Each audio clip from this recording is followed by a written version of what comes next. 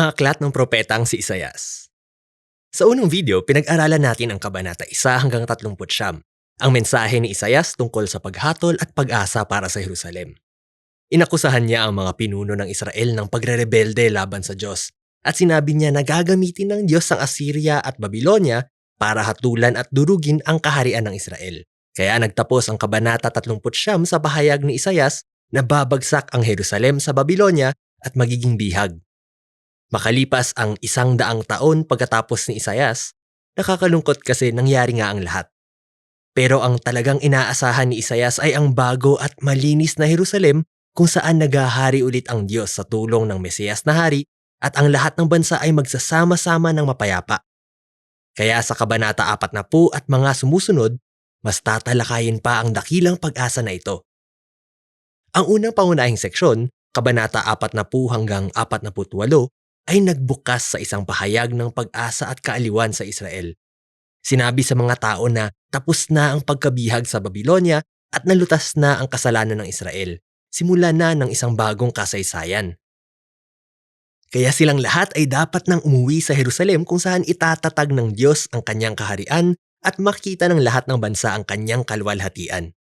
Huminto muna tayo sandali kasi ang pambungad na pahayag na ito ay lumilikha ng isang malaking tanong. Sino ang nagsasalita sa lahat ng ito? Kaninong boses ang naririnig natin sa mga mensaheng ito ng pag-asa? Ang pananaw ng propeta sa mga kabanatang ito ay galing sa isang tao na nabuhay pagkatapos ng pagkabihag. Sa madaling salita, sa panahon na inilarawan sa Ezra Nehemias. Pero namatay na si Isaias 150 taon bago ang mga pangyayaring yon. Kaya ano ibig sabihin nito? Ang totoo, maraming nagsasabi na si Isaias pa rin ang nagsasalita sa panahon niya. Pero bilang propeta, dinala siya mga 200 taon sa hinaharap at doon niya kinakausap ang bagong henerasyon pagkatapos ng pagkabihag. Kahit na ganun, ang mismong aklat ng Isaias ay nagbibigay sa atin ng ilang pahiwatig na malamang ay may iba pang nangyayari dito. Sa kabanata 8, 29 at 30, pinakita sa atin na matapos tanggihan si Isaias ng mga pinuno ng Israel, isinulat niya at nilagyan ng tatak sa isang scroll ang lahat ng kanyang mensahe tungkol sa hatol at pag-asa. Tapos ipinasa niya ito sa kanyang mga alagad bilang saksi para sa mga darating na araw. Paglipas ng panahon, namatay si Isaias habang hinihintay na patunayan ng Diyos ang kanyang mga salita. Tandaan ang kabanata 1 hanggang 39 ay nakadisenyo para ipakita sa atin na natupad ang mga sinabi ni Isaias tungkol sa paghatol at pagkabihag. Totoong propeta siya. Kaya matapos ang pagkabihag, kinuha ng mga alagad ni Isaias ang kanyang scroll na iningatan nila sa mahabang panahon at inilapat nila ang mga mensahe ng pag-asa sa kanilang panahon. Sa ganitong pananaw, ang aklat ni Isaias ay binubuo ng unang koleksyon ng mga salita ni Isaias, kasama rin ang mga sinulat ng kanyang mga alagad na propeta na ginamit ng Diyos para iparating ang mensahe ng pag-asa mula kay Isaias para sa hinaharap ng mga henerasyon. Kahit anong pananaw ang piliin mo, sumasang-ayon ang lahat na ipinapahayag sa mga kabanatang ito na dumating na ang pag-asa ng hinaharap. Tinupad ng Diyos ang mga pangako ng propetang si Isaias. Kaya umaasa ang propeta na tutugon ng Israel at magiging lingkod ng Diyos. Yun ay pagkatapos na maranasan ang katarungan at awa ng Diyos sa kanilang kasaysayan. Magsisimula na silang ibahagi sa mga bansa kung sino talaga ang Diyos. Pero hindi ganun ang nangyari. Ang Israel, imbes na magpatotoo sa mga bansa, ay nagreklamo at inakusahan pa ang Diyos. Sinabi nila, hindi pinapansin ng Panginoon ang ating problema. Sa katunayan, binabaliwala niya ang ating hinaing. Kaya may intindihan natin na dahil sa pagkabihag sa Babylonia, nawala ang pananalig ng Israel sa Diyos nila. Ibig kong sabihin, baka naisip nilang hindi siya makapangyarihan gaya ng inaakala nila. Baka mas dakila pa ang mga Diyos ng Babylonia kaysa sa Diyos natin. Kaya ang mga kabanatang ito, 41 hanggang 47, ay nakaset up na parang eksena ng paglilitis. Sinasagot ng Diyos ang mga pagdududa at paratang na ito gamit ang mga sumusunod na paliwanag. Una, sinabi niyang hindi nagpabaya ang Diyos kaya nabihag sila sa Babylonia. Ito ay ayon sa plano ng Diyos kung paano niya hahatulan ang kasalanan ng Israel. At pangalawa, ito ay para sa Israel. Pinalakas ng Diyos ang Persia para sakupin ang Babylonia at para makauwi sila bilang katuparan ng mga sinabi ni Isaias. Kaya ang tamang konklusyon na dapat isipin ng Israel ay ang Diyos nila ang hari ng kasaysayan, hindi ang mga Diyos-Diyosan ng mga bansa. Sa pagbagsak ng Babylonia at pagtatagumpay ng hari ng Persia na si Cyrus, dapat makita ng Israel na kumikilos ang kamay ng Diyos at maging lingkod niya ito para ipahayag sa mga bansa kung sino siya. Pero pagkatapos ng paglilitis, Kabanata 48, makikita natin na mapanghimagsik pa rin at matigas ang puso ng Israel gaya ng kanilang mga ninuno. Kaya hindi sila karapat dapat maging lingkod ng Diyos pero misyon pa rin ng Diyos na pagpalain ng mga bansa. Kaya sinabi ng propeta na may gagawin ang Diyos na bagong bagay para solusyonan ang problemang ito. Lilipat tayo ngayon sa susunod na seksyon, 49 hanggang 55. Ipinakilala sa atin ng isang tauhan ang lingkod ng Diyos. Siya ang tutupad sa misyon ng Diyos at gagawin niya ang hindi nagawa ng Israel. Binigay ng Diyos sa lingkod na ito ang pangalang Israel at ipinadala ang taong ito sa isang misyon. Una sa lahat para ibalik ang mga Israelita sa kanilang Diyos at pangalawa, para maging ilaw ng Diyos sa mga bansa.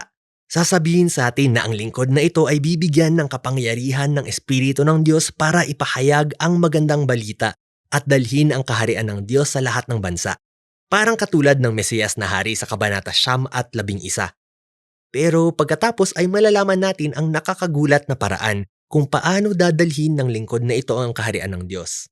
Siya ay tatanggihan at bubugbugin at sa huli ay papatayin ng sarili niyang bayan.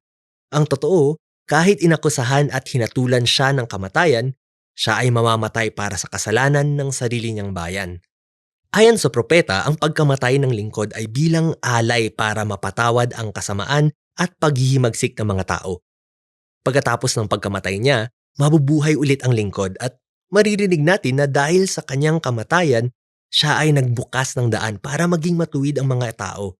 Iyon ay para dalhin sila sa tamang relasyon sa Diyos. Kaya magtatapos ang seksyon na ito sa paglalarawan ng dalawang paraan paano tutugon ang mga tao sa lingkod.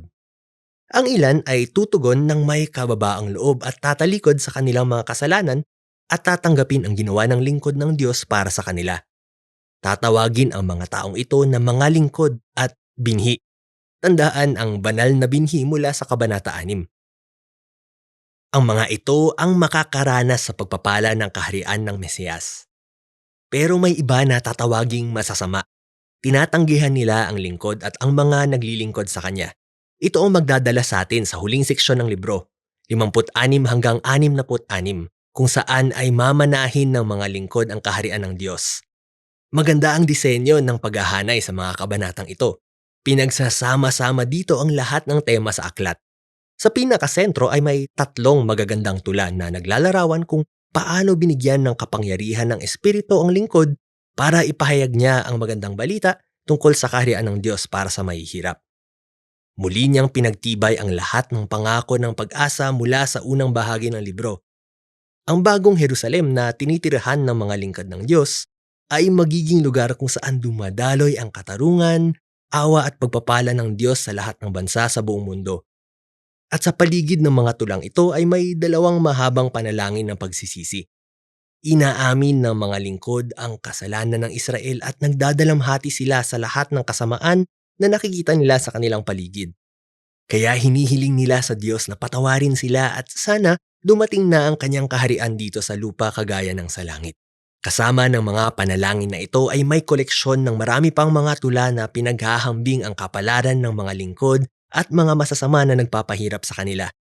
Sinabi ng Diyos na ibibigay niya ang kanyang hustisya sa lahat ng sumisira sa kanyang mabuting mundo dahil sa kanilang kasamaan, pagiging makasarili at pagsamba sa mga Diyos-Diyosan at tatanggalin niya sila mula sa kanyang lungsod magpakailanman. Pero patatawarin ang mga lingkod na nagpakumbaba sa harap ng Diyos, nagsisisi at umaamin sa kanilang kasamaan. Mamanahin nila ang bagong Jerusalem. Makikita natin dito ang isang ganap na binagong nilikha kung saan hindi na mararanasan ang kamatayan at paghihirap. Dadalhin tayo nito sa panlabas na balangkas ng bahaging ito ng libro. Sa binagong mundo ng kaharian ng Diyos, tinatawag ang mga tao mula sa lahat ng bansa para lumapit at samahan ang mga lingkod ng Diyos, ang kanilang pamilya ayon sa kasunduan, para makilala ng lahat ang lumikha sa kanila at tagapagligtas. Kaya nagtapos ang libro ng Isaias sa isang napakagandang pangitain kung paano natupad ang lahat ng pangako ng Diyos sa kasunduan. Sa tulong ng nagdurusang lingkod na hari, lumilikha ang Diyos ng isang pamilya ayon sa kasunduan mula sa lahat ng mga bansa. Hinihintay nilang matupad ang pag-asa sa katarungan ng Diyos na nagdadala ng bagong nilikha, ang pagdating ng kaharian ng Diyos dito sa lupa, kagaya ng sa langit. At yon ang makapangyarihang pag-asa ng aklat ni Isaias.